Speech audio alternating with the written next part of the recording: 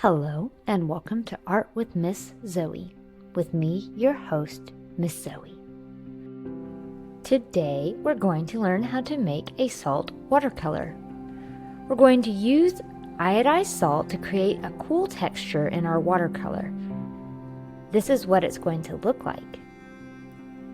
Let's check it out. For today's art activity, you will need watercolor paper, a watercolor palette, water, a big paintbrush and a small paintbrush, and iodized salt. You can get away without the small paintbrush if you don't want to add details at the end of your painting. Once you have everything together, let's get started. I've gathered my materials and I'm going to start off by laying down some water in the first area where I want to add my blue for my ocean waves. Now I'm going to add the color.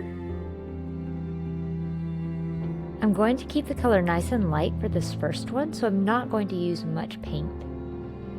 Now I'm going to add my next layer, and I'm going to leave a little bit of space between my last block of color and this new one.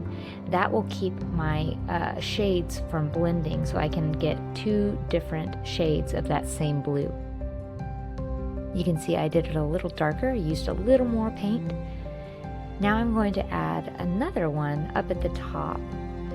I couldn't decide how I wanted my waves to look, so I thought this would be a little easier.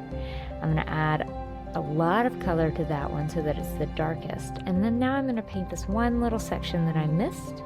Again, I'm leaving space in between all of my sections so that they are easy to distinguish. Now I'm going to add my salt to give the fun water texture to my ocean waves.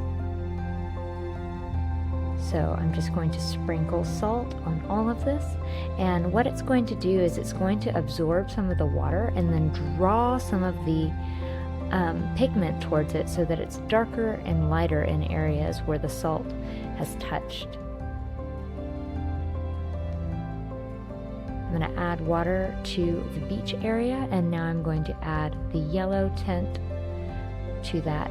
I'm going to make it a little darker at the top, as if the sand is wet there, and you notice how at a beach the sand is darker towards the water and it gets more white away from the water, so that's what I did here. Now I'm going to add a starfish, I think, and this looks like a nice Patrick pink, so I'm going to choose that one. Now my page is pretty wet, so it's going to be hard to get small details, so I'm just going to be okay with that and make a big starfish here. You can see my paint started spreading out, so I just worked with it and made a bigger star shape. Now I'm going to add a little shell shape. This one was a little easier to keep small. And that's it. So this needs to dry before I can remove the salt, so I'm going to show you another version that I painted earlier this week. So here that is. You can see the cool texture that salt made.